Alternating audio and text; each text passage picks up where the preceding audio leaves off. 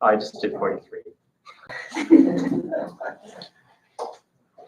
The last one that was on there is 42. Did you film yourself? Yes.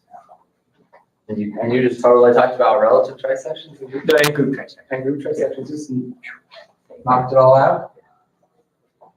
Skipped a few details. Well, we're almost done. This is pretty good. We've been able to get to almost everything.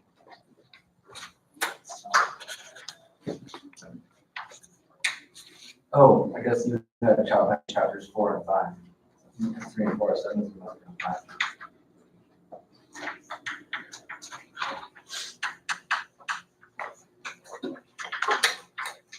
Okay, so what I'd like to talk about for the last 2 days is generalized bridge trisections.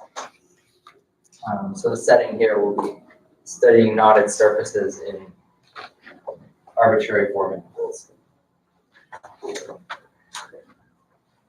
All right. So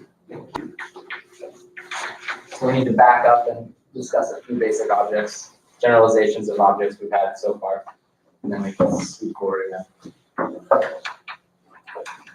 So a trivial GB tangle is a pair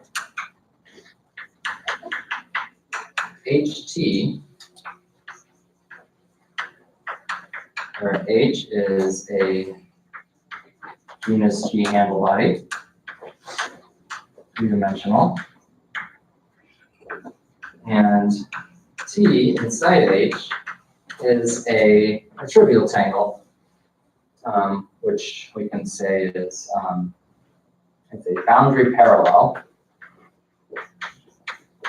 collection of B properly embedded arcs. Okay, so this is the natural generalization of a tangle or a trivial tangle, where instead of requiring the ambient 3 manifold to be a ball, we allow the ambient 3 manifold to be a more complicated handle file. And so these things can be grammatically encoded by combining sort of the 2 aspects of things we've talked about before. How do we understand a handle body from its surface, and how do we understand a tangle from its, the surface boundary? So a shadow diagram. Everything's a shadow diagram now. Shadow diagram for HT is a tuple sigma alpha a x, where you can probably guess what all of these things are. First, we have that sigma. Let's see, how do I want to think about this? I guess sigma is, in fact, let's just make it the boundary. Sigma is the boundary of H, so it's a surface. Genus G closed surface. 2, alpha is a cut system of curves. Thanks, Jason. A is a collection of shadows for the tangle T, and then X, which is the boundary of A, is some points. Feels weird to say marked points. They're just points. Okay, and then maybe I'll just say that by convention, this kind of happens in my head, although it seems like every once in a while a situation will pop up where this is not exactly what we want to do. But by convention, we assume that alpha intersect these arcs A is empty. And this is always achievable.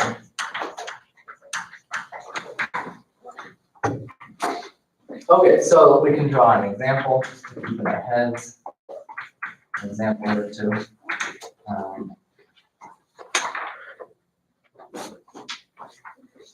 Maybe just one example for now.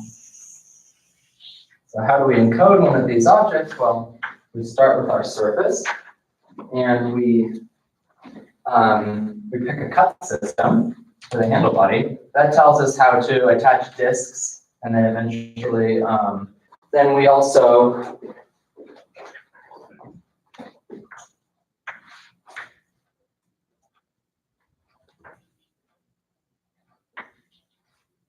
do something like this.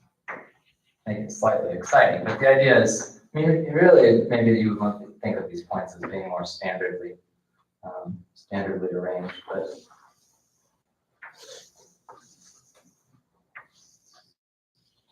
all right, so the point is,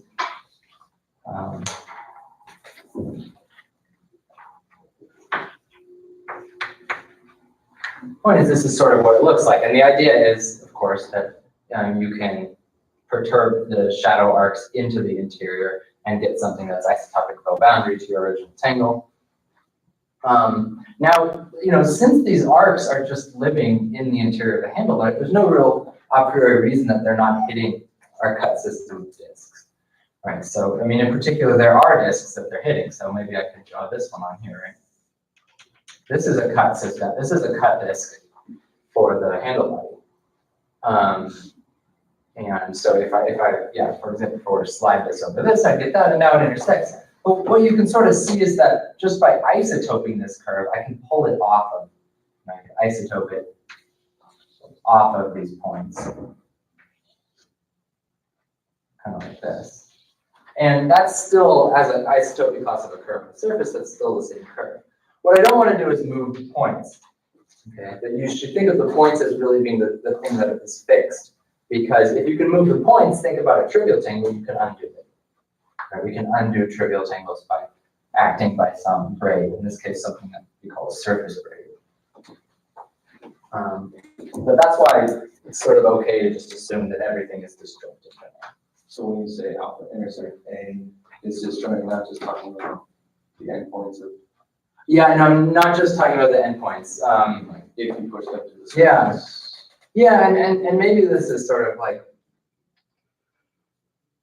I guess the observation is we can assume they're disjoint by just isotoping our choice of alpha, which, and you can think of that isotope as extending to the disk, right? The red disk here, which maybe after I hit the push-ins of these arcs, we can sort of move off. Right. I guess the other thing to add is once again, we can sort of neglect one of the arcs. The last arc will be determined by the first arcs and the curves. Of course, this is going to be highly non-unique.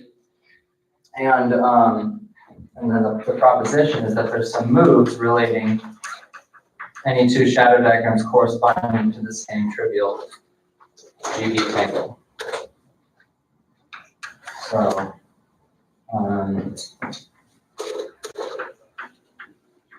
let's just write that down. While I'm writing this, you can think of what the moves ought to be, and you can think about why they make three-dimensional sense. Two shadow diagrams for a fixed tangle, trivial GB tangle. Oh, sorry, I want to make this simple. Okay, two shadow diagrams correspond to the same GB tangle if and only if they can be related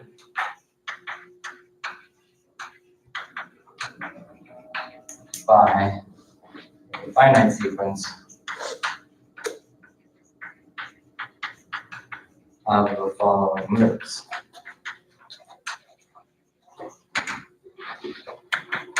So the first move would be an alpha slide.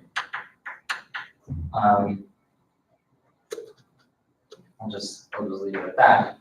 just a slide of one alpha curve over the other. The other thing I was going to say is that maybe the arc that we slide it along should be in the exterior of the alpha arcs, but for the same reasons what I said below, that's not really that important. Even if the alpha slide intersects these arcs, we could just off. It wouldn't be such a problem. Okay. We can also do 8 jumps, right? So you remember this from our shadow diagram before, where we can jump an orange arc over another one by essentially sliding it over the curve that that is the boundary irregular neighborhood of an arc. So this is alpha jumps over arcs of, or 8 jumps over arcs of A. And then the third move is we can also do A jumps over alpha curves. Okay. So for example, I could take this orange arc here, and I could slide it over this alpha curve. Okay.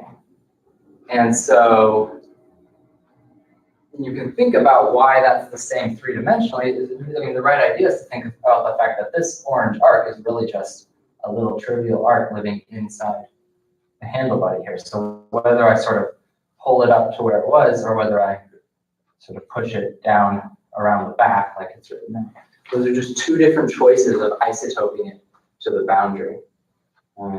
Another way to think about this, which I won't dwell on, is that there's a natural Morse function here with the index 0 critical points and index 1 critical points, and then the arcs have index 0 critical points. Each one has a single minimum. And when you push that up, you really sort of have a choice of which way you go when you encounter a one handle. You kind of want to go to one side or the other, and so your choice will differ by slides of the one handles.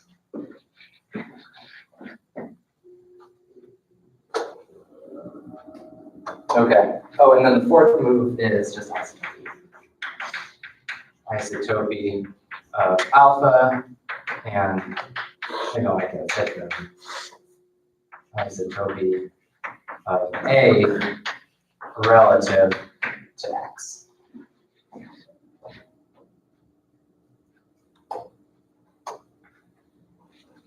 Yeah. Okay. Any questions? Well, isotopy of alpha in the complement of X, or? Well, yeah. So I mean, again, I don't think that really matters, right? You could, if you wanted, to move an alpha curve anywhere you want on the surface. One problem you might have is if you tried to do a alpha slide, or sorry, if you tried to do an A jump over an alpha curve that intersected the A arcs, that would be problematic. That's probably where the But if an alpha curve wants to, say you want to keep the alpha curves disjoint from the A's, you might move like to cross an entire arc A to the other side. That's right. And that would sort of, and that's actually sort of a move that's not written here, which would be sort of like jumping an alpha curve exactly over that. So yeah. But maybe that's actually doable, like sequence of alpha slides anyway. It's quite possible that any such thing could always have been done by alpha slides, maybe. That's Going the other way possible. around. Anyway, Yeah. Yeah, maybe. but this is true. Yeah, I mean, another way to think of this is if you cut open, you want to maybe think of cutting open. Right. We're going off script here, but you know how that's going to end. You think of cutting open on our alpha handle. So maybe this is alpha 1 plus and alpha 1 minus, alpha 2 plus, alpha 2 minus. So now what we really have is a ball. Yeah. Right. And in that ball, now we've got our 3 guys kind of embedded in there in some way. Now it really sort of does look like a trivial tangle, right? So that's actually a kind of a good observation. That's why I want to draw this picture. So this really is all happening in a ball. That's why you could forget about one of the arcs, for example. Yeah. Now, though, what you were saying though about, can I move this alpha curve to like this one with only slides? That's not. Is that obvious? No. I don't think so. In fact, it shouldn't really involve any Right. slides because it's Right. the same disk Yeah. in the handle body. So maybe isotopy of alpha that may cross the AR, but sort of ends disjoint. Is maybe the right way to say it. Yeah, so it's a little unwieldy, but interesting. The other thing you can do, this wasn't something that I prepared to say much about, but you can also replace the arcs with curves representing their boundary of their regular neighborhood. This is like the common approach taken in like multi-pointed Hagar diagrams and stuff.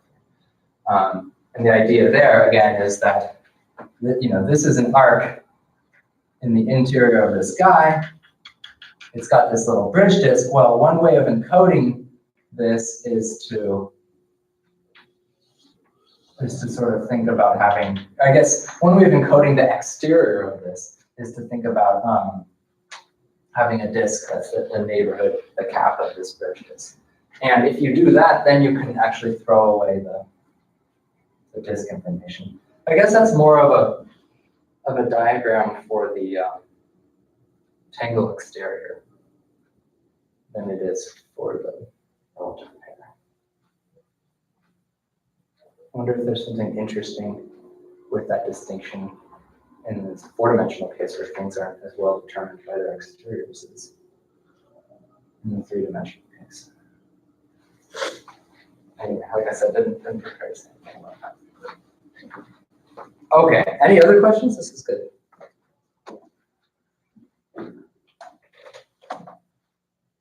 Okay, so then one more quick definition. Just this is important to know in passing that such a thing exists. A generalized GB bridge splitting. So maybe up here, let's say let well be a link. And so now what we're thinking about is we're thinking about links in general, three manifolds. Is a decomposition. So a generalized bridge splitting is a Haggard splitting together with a bridge splitting relative to that Haggard surface. So it's a decomposition H1 T1 union along sigma X H2 T2 probably with a bar. And the idea being that the tangles glue together to give the link, the handle bodies glue together to give the Haggard splitting of the three manifold, and you have this sort of nice general position going on, so such that each pair HI TI is a trivial trivial. And then, of course, the upshot is that every link YL admits a generalized bridge splitting for some GB.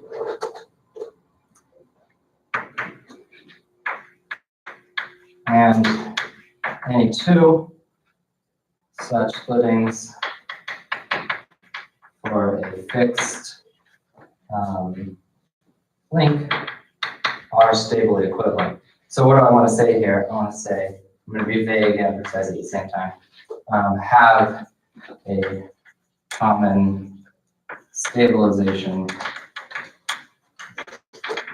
slash perturbation.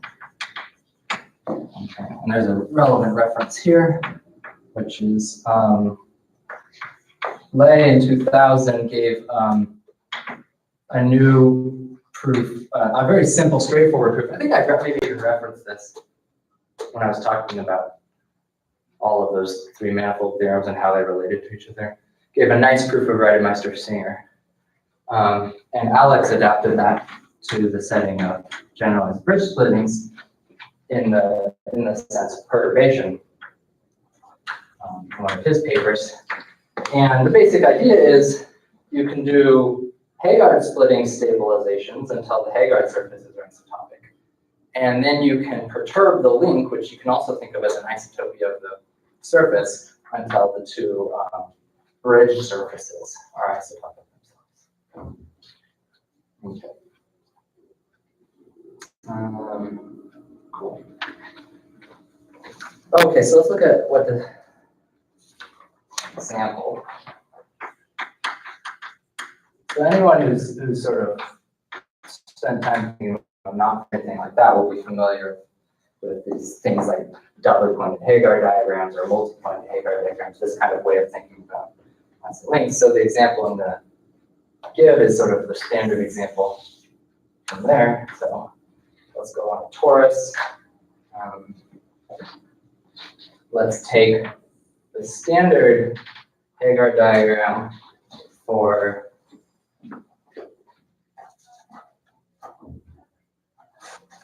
S3. Sorry, and anyway, genus 1 Hagar splitting of S3, but let's take a slightly different diagram. So here I've just changed the beta curve by an isotopy, and then I can put down my 2 points. Okay, and actually this is enough. This is what's referred to as a doubly pointed Hagar diagram. Okay, this is the case when you only have. So I guess there's a whole host of comments to be made here.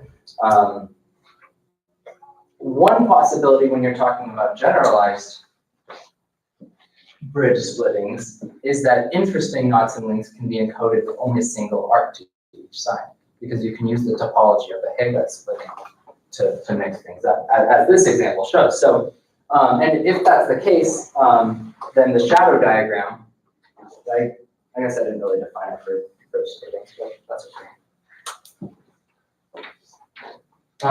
The shadow diagram in that case will just consist of 2 points in the complement of the curves. And like I said before, because you can always sort of forget about one arc, in this case, you don't need to draw any arcs. Although you can, and it'll give you a better idea of what is being described. So in this case, if I draw in the arcs, then the rule should be that my arcs can't touch the curves of the corresponding color. So we'll draw a blue arc in like this.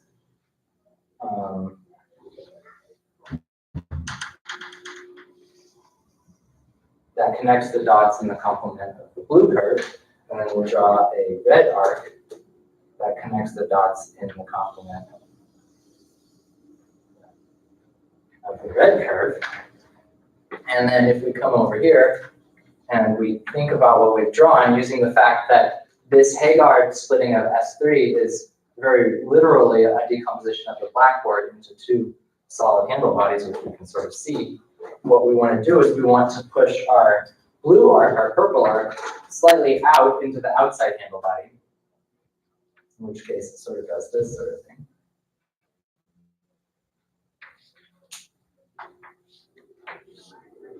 This comes out, and then we push our orange arc slightly in, but in particular, it's going to run under the purple arc in 2 places and over the purple arc in 1 place, and we get this. And so we see that the knot that's being encoded here is a trifle.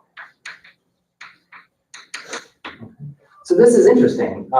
In fact, there's a general proposition here, which is that this sort of setup implies that torus knots admit 1-1 bridge splittings. Torus knots can be put in 1 bridge position with respect to a torus. In fact, I guess they really sort of admit like 1-0 splitting, because they can actually be made to lie on the torus. That's why they're called torus knots. But if we want them to be sort of generically perturbed, we have this. And this is interesting because if you remember, the bridge numbers of torus knots increase with P and Q. It's the minimum of P and Q. And so this says that sort of knots with arbitrarily high bridge number can lie in very simple ways with respect to a slightly more complicated Hagar surface for the manifold. So there's going to be a trade-off between Hagar genus and bridge index. Now that we're allowed to sort of increase both complexes. Oh, and I listed this as an exercise in my notes. Okay. So I did it for the triplet. You can do it with more general.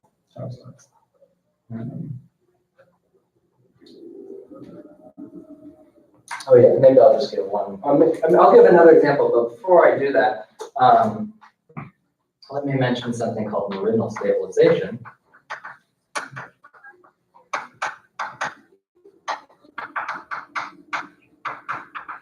Okay, let's see if I can whip up a picture of this. What's the idea? The idea is you have some piece of your surface, sigma, and you have some one of the arcs of your tangles, together with its shadow. And one thing you can do is you can actually stabilize your surface by performing the sort of Hagar stabilization operation along that arc. Okay, so maybe I should have said what happens here. On the other side, these arcs run in here. So up top we have, say, H. Which one do we say goes on top? H1, 2, H2. Down here we have H1. That's supposed to be bar. That's supposed to be bar. Anyway. And after we do this, what we're doing is we're adding a tube to the lower handle body. So this arc is now going to be completely in H1. And so this has the effect of lowering the bridge index of the link by 1 by increasing the genus of the surface. And we need to keep track, though, of the new Hagar splitting we get. And what we see is that, so we get a new cut curve right here, which tells us that the area inside this tube belongs to the red handle body below. This is H1. And then we also get a blue curve coming from the fact that there was sort of a bridge disk in the blue handle body for this arc. So that's where the shadow comes into play, right? So in a priori or in general, the shadow will kind of be a little bit more complicated than this. But what we see is that the shadow together with sort of a curve on this tube gives us the canceling disk here. So what this meridional stabilization operation shows is that we can actually trade bridge index for Hagar genus. And in particular, a corollary of this is that every link in every 3 manifold admits a G1, maybe I'll write this down, admits a G1 generalized bridge splitting.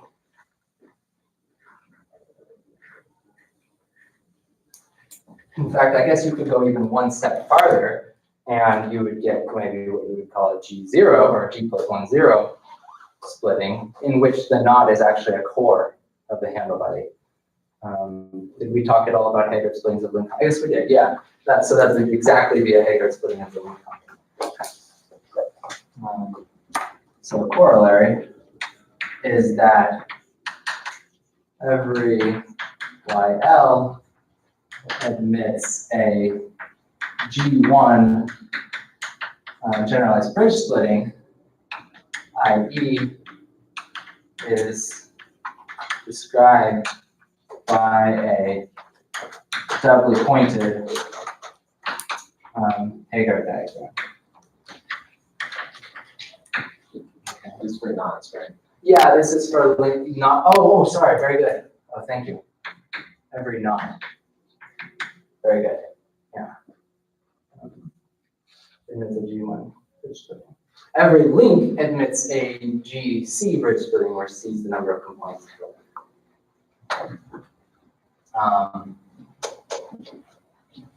Okay. Any questions?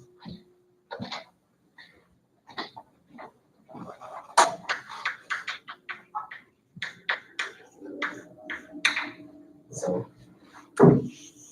Jason's point is relevant to the next example I was going to give, which is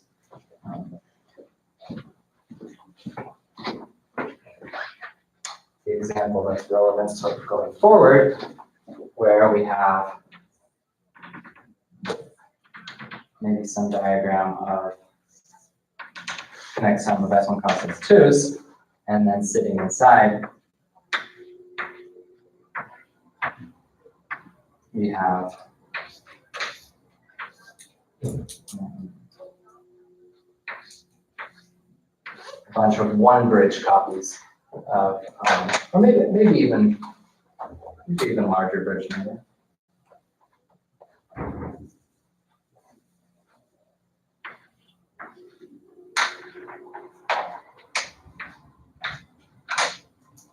Something like this.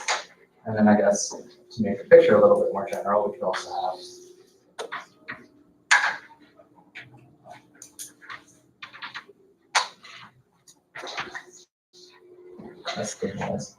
So this is another example of a generalized bridge splitting, and this is the type of thing that will be important for us as we go to dimension 4, which is here we have, so this is genus 3 Hegar splitting for the manifold that I think we denote by Y2, which I guess is equal to 2 copies of S1 plus S2. And inside, we have U3, an unlink, and U3 is in 4-bridge position with respect to the Hegar surface. So we're going to be interested in these 3 manifolds as they occur in the spine of our trisections, and we're going to be interested in these unlinks as they occur in the spine of our generalized bridge trisections.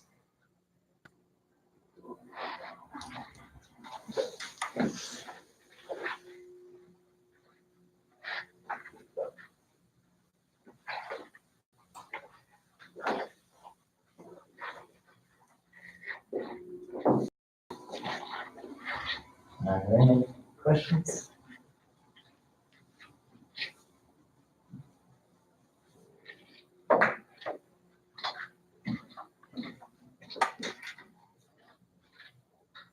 Okay, so just before we get to bridge sections, we're going to need a 4-dimensional object, an analogy with these guys. So a trivial KC disk tangle is a pair ZD, where Z is,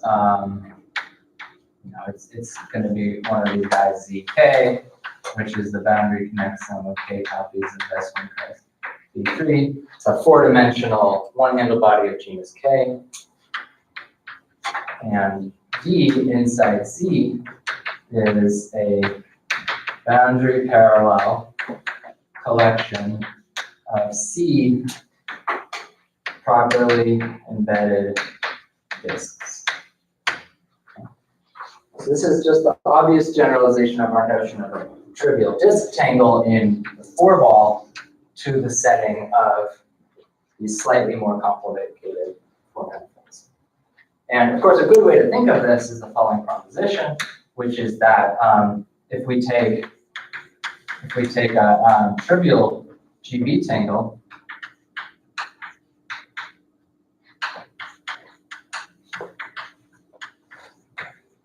if HT is a trivial GB tangle, then HT cross I is a trivial GB disk tangle. And moreover, as I stressed when we were talking about these sort of symmetric Hegar splittings, this is the boundary. So the boundary of HT cross I is really 2 copies of HT. It's really HT union HT bar, doubled along the surface, so doubled along boundary of H, and boundary of T. So what we really actually end up getting is, I shouldn't have generalized this. If we cut this off, we got our symmetric Hagar splitting. If we cut off this perturbation, we get a B bridge splitting of the B component. So this is a GB bridge splitting of the pair YG UG or UB. Okay, cool. Yeah.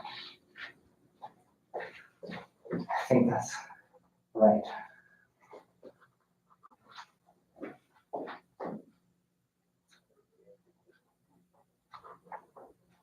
Yeah. Okay, cool. And then the other relevant proposition, this is actually something that Alex and I had to find a way to prove, since it didn't seem to have been seen anywhere else, is that if we have two trivial disk tangles, ZD1 and ZD2 are trivial disk tangles with the same boundary. The boundary of ZD1 equal to boundary of ZD2, then D1 and D2 are isotopic rel boundary.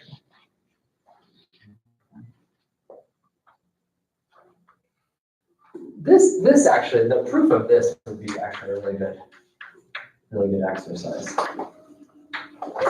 for this course, because it uses the fact that sort of when you, well, I think I proved it in the case of the 4-ball, but in this general case, it uses the fact that when you're in this 3-manifold, you have these essential spheres that your disk can sort of get caught wrapping around. Okay. And the idea, it's really like these sort of innermost disk and outermost curve arguments we've been trying to make. When you have the membrane and you wanted to be able to isotope it to the other membrane, but there was stuff in the way, so you had to kind of jump it over. Well, here, these spheres could get in the way, but the cool thing is that you know that this sphere bounds a 3-ball inside the 4-manifold, and so you can kind of push it down through the 4-manifold until it comes out on the other side. So the proof of this, even though it's a statement about these 4-dimensional objects, really actually uses like a 3-dimensional argument in the boundary manifold, where you're intersecting these trivial disk systems with each other and then worrying about the fact that it's reducible. So that's fun. You should play around with that. Okay, cool.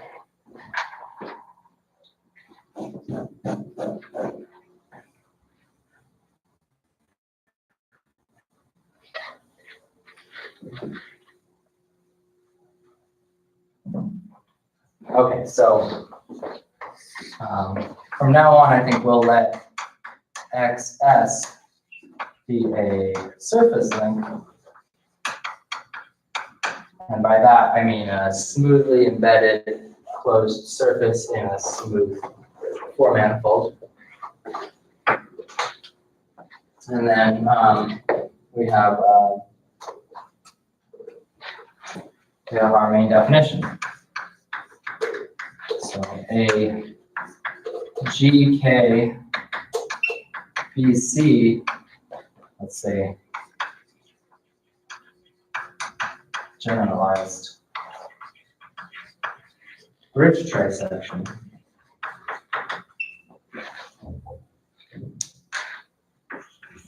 of the surface length is a decomposition into 3 pieces.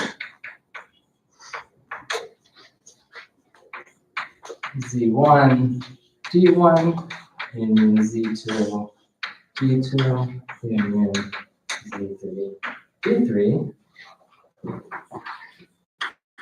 Such that we have our standard 3 things that we want to happen, which is that ZI, DI is a trivial KI, CI disk tangle So K back and C back are these triples as usual. Second criterion is that the intersections HI TI, which is ZI minus 1, TI minus 1 intersect ZI DI is a trivial GB tangle. And lastly, the common intersection, sigma x, Z1, 2, or is that Z2, G2, G3 is a marked surface.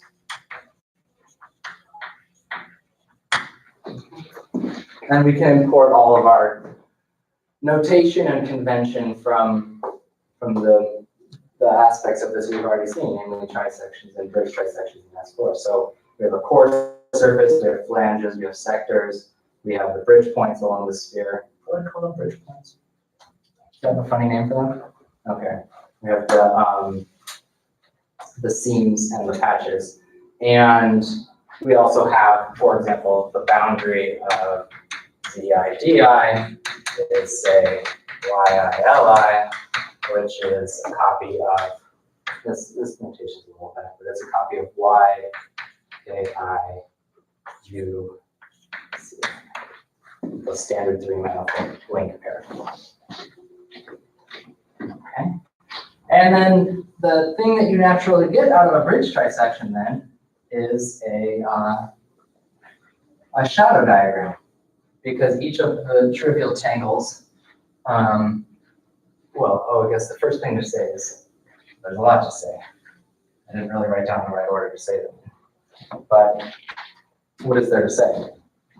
Maybe the first thing to say is that by this proposition, the four-dimensional information ends up being determined by the spine. Once again, this triple of handle body tangle pairs glued along the core surface. And that means that the four-dimensional information of the four-manifold and the knotted surface is encoded by a triple of these sort of tangle shadow diagrams, which we also just call a shadow diagram. That's why I said everything's a shadow diagram. So the shadow diagram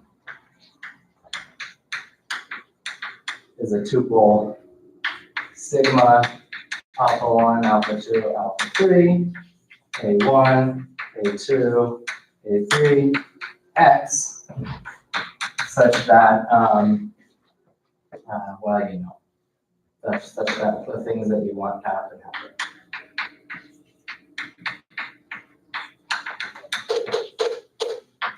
So, for a tangle, so each one of these, for each index, we have a shadow diagram for a tangle, and then for each pair,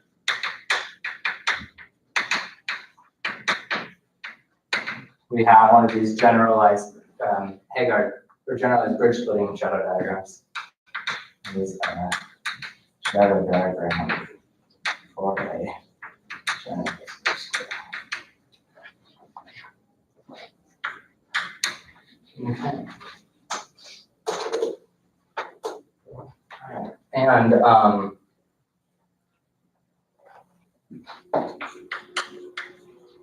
so maybe we should do an example. So I didn't draw an example. So what would be a good example to give you?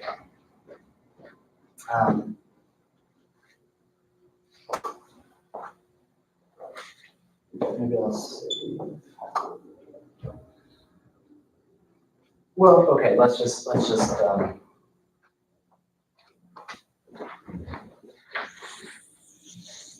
get one of these.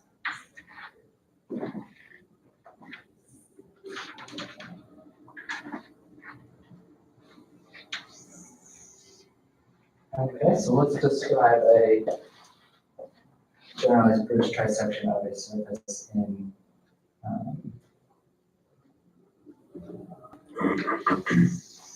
CE2. So the simplest way to do this would be to give put down a pair of dots and hope that what we get is what we want to get. So I can put down a dot there, and I can put down a dot there, and I can claim that this describes some sort of bridge trisected surface in CB2. And what do we need to do to check this? Well, I guess we sort of want to check, I guess we can check all three of them. We want to check the pairwise conditions.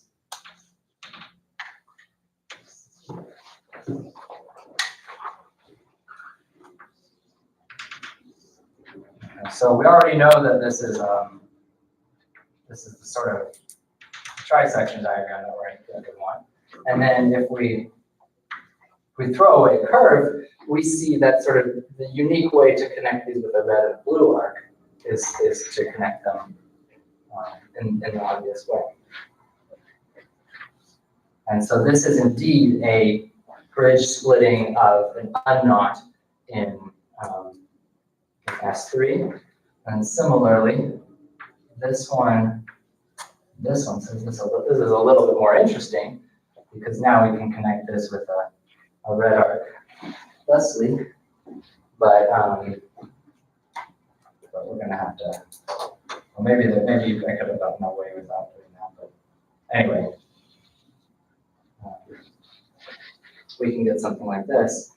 Now, it's a little, actually, you have to be a little bit careful here because this is a non-standard Hager diagram for S3. So what we'd actually like to do is sort of untwist it and make sure that this doesn't change our picture too much. So I can hit this entire structure with the diffeomorphism that does a Dane twist to undo the twisting of the green curve. So it would be a left-handed Dane twist along the red, a curve parallel to the red curve.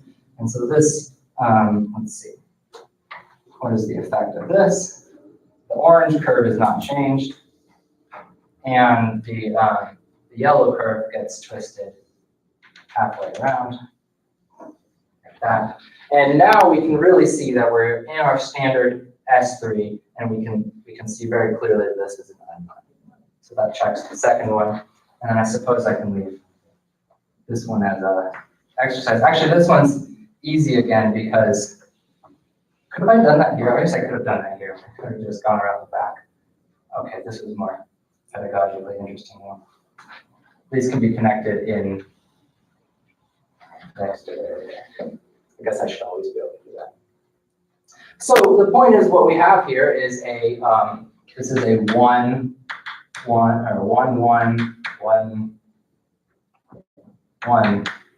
generalized bridge trisection. Oh no, it's not. It's 1, 0. 1, 0, 1. Okay, we have a genus 1 surface giving us 3 spheres, which bound 4 balls, so K is 0. Each tangle has 1 arc, and the union of each tangle is an unknot. Okay. And so, you know, there's still an Euler characteristic calculation we can do, which is the Euler characteristic of S is the sum of the C's minus B. Is that right? This is my Achilles heel, but I think I finally got it right. Okay.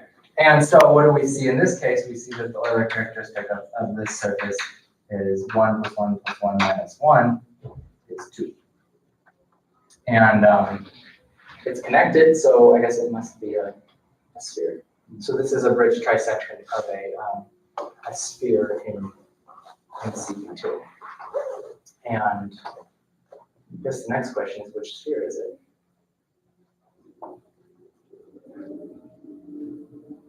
I don't know. I guess we'll find out next time.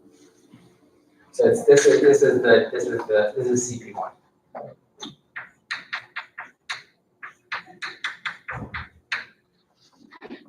So maybe as a quick homework exercise before class tomorrow, a special time, you try to find the doubly pointed diagram for the other sphere, the degree 2 conic quadric, the other sphere in CP2. Also, it's a doubly pointed diagram with respect to this intersection. So you'll have to put the dots somewhere else.